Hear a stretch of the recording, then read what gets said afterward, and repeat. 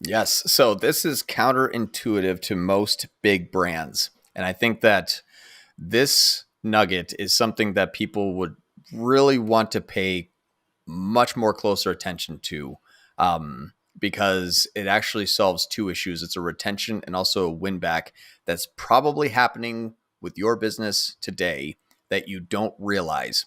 Long story short, because I'm working on being more concise with my words and slowing down.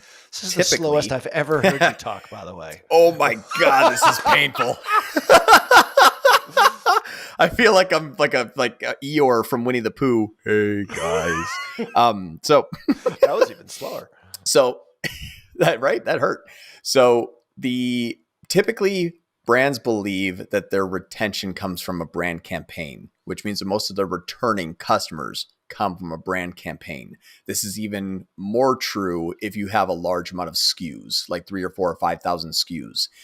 To break that mold, I want you all to look at a metric that you may not be looking at, which is the existing customers of your non-brand campaigns. For example, this is the last 7 days of a client that, and I can prove this with data, I will not rabbit hole, all of these shopping campaigns have not one branded term. We've taken a year to make sure that they are perfect. And they start off very, very well. But when you look at the amount of returning transactions in the last 7 days, my shopping campaign brought 2,000 new clients and 2,500 returning clients.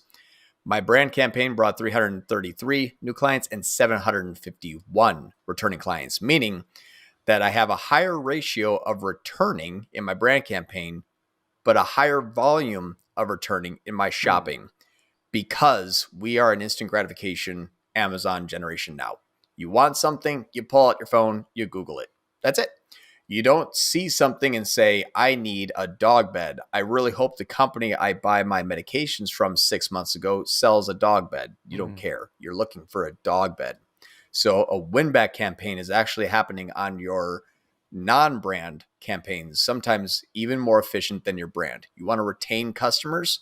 Don't spike up your brand spend. Spike up your non-brand spend. That is where people are a lot of times coming back because you're familiar with them. So monitor your returning transactions in your cold traffic.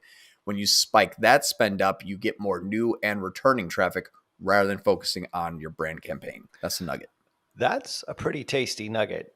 Is there, and you caveated this with if you have a lot of SKUs, does it work? And when you categorize that, a lot of SKUs, I'm assuming thousands of SKUs. Is there any sort of exceptions to the rule here? Yeah, you have a dozen SKUs. You know what I mean?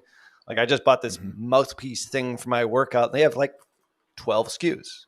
But then, you know, the campaign, I think, you know, in the pet space that we're talking about has like thousands of SKUs. So like, is there any happy medium between the two? What are your recommendations there? It's category based in a niche. Okay. So if you have 4 or 5 categories of products in a niche, like workout equipment, if you have, let's say, the apparel, the gloves, a chalk, whatever it is, when a person is looking to buy stuff, it usually doesn't happen all at once. Not usually. So if you're looking to be like, hey, I'm going to the gym, I need to get headphones, you have that. I need to get a sweatband, you have that. I need gym shorts, you have that. Now I need gloves, you have that. They're still going to search for things, but you can bucket your existing audiences and prioritize bidding for them on cold traffic terms, so as to not lose them to another company that may have even more SKUs than you do that would retain that customer for longer. So bigger SKU brands actually are more of a threat to you if you do not focus on retaining and bringing back your existing customers when they want to purchase something. Very rarely do you bucket audiences of people like in display and spend $100,000 on them. People don't wake up one day and be like, dear God, I need to buy gloves because they increased their ad spend. That doesn't happen. If only. What they do is they are going to go, right? Yeah. If only we can, you know, we're a genie in Aladdin. We can't control free will. Right. So, but that's what I think is responding to how they're going to be buying stuff, taking a look at, they're not going to be loyal to you, especially after their first purchase. Maybe even after their 5th purchase, they're not loyal to you. They're loyal to what they want, which is why Amazon does so well. So that's what's interesting is looking at, I need to work on retention. Don't look at your retention only strategies. Sometimes majority of the time.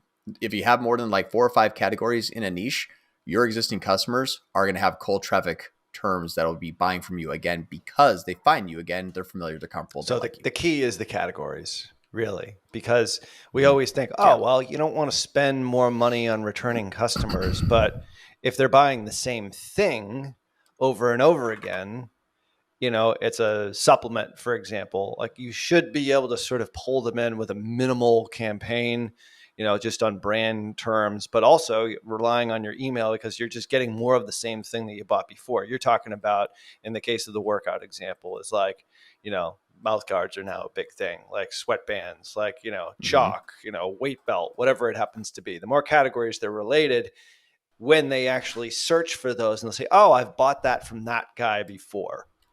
And then that's, I had a good experience. Yeah, I had a good experience. They delivered it on time. The mouth guard, the chalk works, whatever it happens to be. Now I'll get a weight belt from them. Yeah. Yeah, and your email campaigns reinforce that decision too, which makes you more considered. Here's a good example. I have a company called Traveloop. We sell luggage. I had a person on October 18th buy a $1,000 piece of luggage.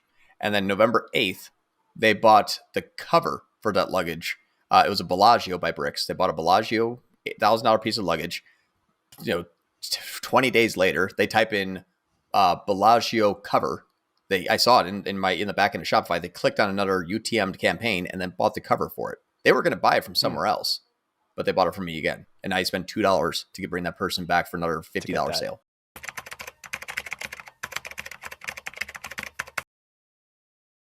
So Daily Google News. I'm really excited today. I've got a buddy here to chat with us about some really high level stuff. Joining me is Henry Kaminsky, the brand doctor. Henry, thanks for being here, man. What's going on, Chasm, man? So great to see you again. I love talking to you, man. Dude, I love talking to you too.